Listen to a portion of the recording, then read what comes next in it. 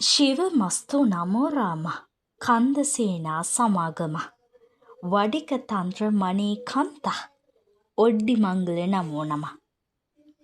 අයිබෝවන් හෙළි වෙදදිරු YouTube නාලිකාවට ඔබව සාදරයෙන් පිළිගන්නවා. දෙවියන් අතර ආඩම්බරකාරම දෙවියන් කවුද කියලා ඇහුවොත් ඔය දන්නවද? ඉතින් අද අපි කතා කරන්නේ දෙවියන් අතර සිටින ආඩම්බරකාරම දෙවියන් පිළිබඳව. ඒ තමයි සිද්ධ ශූන්‍යම් දෙවියන්. ඉතින් අනෙක් දෙවියන්ට වඩා සිද්ධ ශූන්‍යම් දෙවියන්ගේ තේජස ඉතාමත් විශේෂ එකක්. අනෙක් දෙවිවරුන්ට කලින් පහන දල්වන්නේ ශූන්‍යම් දෙවියන්ට.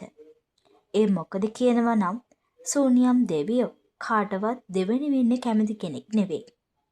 ඉතින් අපි මේ ශූන්‍යම් දෙවියෝ ගැන කතා කරන්න කලින් උන්වහන්සේගේ උත්පත්ති කතාව ගැන හොයලා බලමු. පුරාවෘත්තවල තියෙන විදිහට ඈත අතීතයේ ඉන්දියාවේ වඩිග දේශයේ රජතුමාගේ බිසවට දරුවෙක් ලැබෙන්න හිටියා. කොහොම හරි මේ බිසවට ඇඹුල් කන්න දොළදුක් එහෙම ඇවිත් ඒව සංසිඳවගෙනත් තියෙනවා. ඒත් ඇයට රත්තරන් වලින් සැරසිලා සර්පයින් ඇඟේ ඔතාගෙන නුවර වටේ ඇවිදින්න දොළදුකක් ඇවිල්ලා තියෙනවා.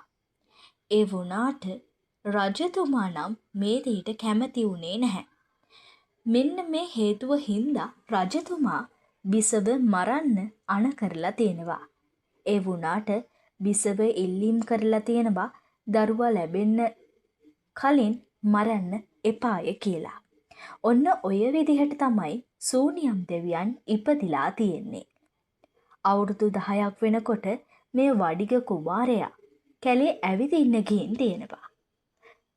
පස්සේ විස සර්පයින්ගේ දල කඩලා ඒ විස උරා බීලා තියෙනවා.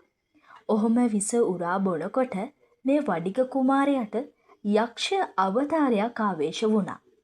ඊට පස්සේ වෙසමුණි රජතුමා හමු වෙන්න ගිහිල්ලා වෙසමුණි රජතුමාගේ දොරට පයින් ගහලා සද්දයක් දාලා තමයි වරම් ඉල්ලගෙන තියෙන්නේ.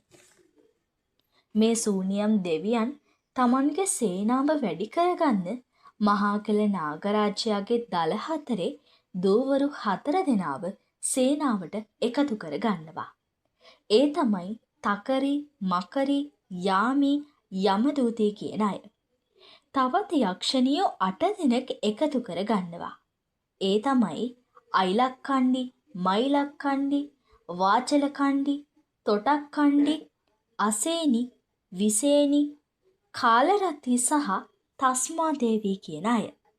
ඒ විතරක් නෙවෙයි සිරට්ටා, වාරට්ටා, ගොරට්ටා කියලා තව්තිසාවේ දෙවිවරුත් එක්කාසු කරගෙන තියෙනවා.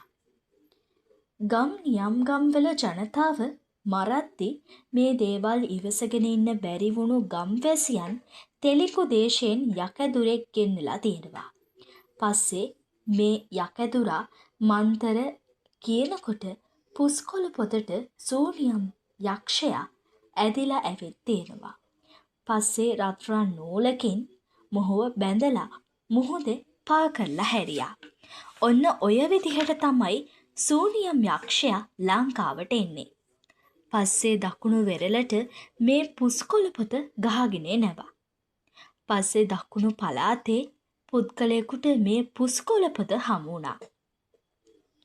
හීනෙන් මේ පුද්ගලයාට දෙවියන් ඇවිත් කියනවා කවදාවත් මේ පුස්කොළ පොත විවෘත කරන්න එපාය කියලා. ඔය විදිහට මේ පුද්ගලයා කුලියාපිටිය ප්‍රදේශයේ හිටපු මුදියන්සේ උපාසක මහත්තයාට මේ පුස්කොළ පොත ලබා දෙනවා. මේ උපාසක මහතාගේ නිවසට ආව හොරෙක් මේ පුස්කොළ පොත දිගහැරියා. අන්තිමට මේ ශූන්‍යම් යක්ෂයා මේ විදිහට නිදහස ලබා ගත්තා. නැවතත් මොහු පෙර විදිහටම මිනිසුන් මරන්න පටන් ගන්නවා. ප්‍රදේශයේ මිනිස්සු පත්තිනි මෑණියන්ට කන්නලව් කරනවා විසඳුමක් ලබා දෙන්න කියලා. පස්සේ ලක්ෂ වාරයක් නවගුණ මන්ත්‍රයෙන් ජීවම් කරලා නවගුණවැල් 7 පටක් ලබා දෙන්න කියලා පත්තිනි මෑණියන් අර මුදියන්සේ උපාසක මහත්තයාට කියනවා. ඒ ජීවම් කරපු නවගුණ මාලය පත්තිනි මෑණියන් ගොඩක් අමාරුවෙන් අහසට නැගලා සූනියම් යකාගේ බෙල්ලට දානවා. මේ නවගුණ වෙල දැම්මට පස්සේ සූනියම් යක්ෂයා 4 පොඩක් කඩලා දැම්මා. අවසානයේ රාජපත්ම මුදියන්සේ ඇතුළු පිරිස යකාව මතුරපු කඹ වලින් හිර කරලා දානවා. අවසානයේ මොහුගේ මේ බලය දැකලා පත්තිනි මෑණියෝ දේව වරම් ලබා දුන්නා. භයංකාර පෙනුමකට හිමිකම් කියන මේ සූනියම් දෙවියන් නිල් පැහැති ශරීරයක් හිමි අයෙක්. හිසට සුදු පැහැති ජටාවක්ද පැළඳ සිටිනවා වගේම සුදු පැහැති සලුවකින් සැරසී සිටිනවා. සුදු පාට අශ්වයා තමන්ගේ වාහනය කරගත් සූනියම් දෙවියන්ගේ කරේ නාගමාලයක් වගේම මුඛය සපාගෙන සිටින නාගයෙක්ද සිටිනවා. සූනියම් දෙවියන්ට විවිධ නාමයන්ගෙන් ආමන්ත්‍රණය කරනවා. කබලෑ මුත්තා, කබලෑ අප්පච්චි, ගම්බාර මොත්තා, ඔඩ්ඩිය, ඔඩ්ඩිමස්සිනා, ගම්බාරප්පච්චි වගේ තවත් නම් රාශියකින් හඳුන්වනවා. මේ වගේ නම් රාශියකින් හඳුන්වන සූනියම් දෙවියන්ගේ ස්වරූප දෙකක් දැක ගන්න පුළුවන්. අර්ධ දේව ස්වරූපයක්ද අර්ධ යක්ෂ ස්වරූපයක්ද හිමි අයෙක් විදිහටද අපට දැක ගන්න පුළුවන්.